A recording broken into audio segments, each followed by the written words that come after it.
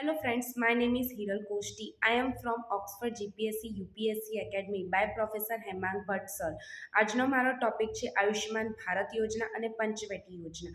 આયુષ્યમાન ભારત યોજના પ્રધાનમંત્રી નરેન્દ્રભાઈ મોદી 25 સપ્ટેમ્બર 2018ના વર્ષમાં શરૂ કરવામાં આવી હતી. આ યોજનાથી બાકાત રહેલું રાજ્ય પશ્ચિમ બંગાળ હતું. બાકી ભારતના બધા જ રાજ્યોમાં આ યોજનાની શરૂઆત કરવામાં આવી હતી.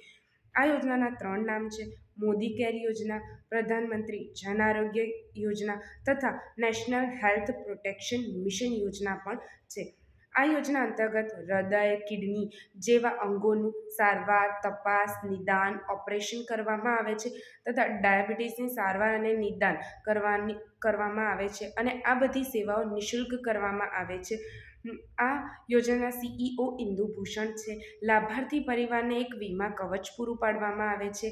અમદાવાદમાં સિવિલ હોસ્પિટલ ખાતે આ યોજનાની શરૂઆત કરવામાં આવી હતી. આ યોજનાનું પહેલાંનું નામ ભારતીય ચિકિત્સા પદ્ધતિ અને હોમિયોપેથિક નિદાન હતું. પંચવર્ષીય યોજનાનું નામ બદલી નીતિ આયોગ થવાથી આ યોજનાનું નામ બદલાઈ આયુષ્યમાન ભારત યોજના રાખવામાં આવ્યું હતું. ગામડાના લોકોના સહાયથી વૃક્ષો વાવી અને તેમાં વન જેવું વાતાવરણ ઊભું કરવું આ યોજનાનો મુખ્ય હેતુ છે.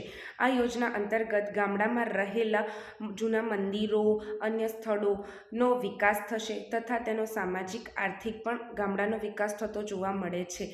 આ ઉપરાંત સરકારી શાળાના આચાર્ય અને શિક્ષકોએ 1000 ચોરસ મીટરની જમીન અથવા તેથી વધારે જમીનમાં હરડે, લીમડો, પીપળો, ફળાદી જેવા વૃક્ષો વાવી અને તેનું જતન કરવા માટે 50,000 રૂપિયા સુધીનો લોકફાળો ઉઘરાવવાનો રહેશે અને આ જવાબદારી શિક્ષકોની રહેશે.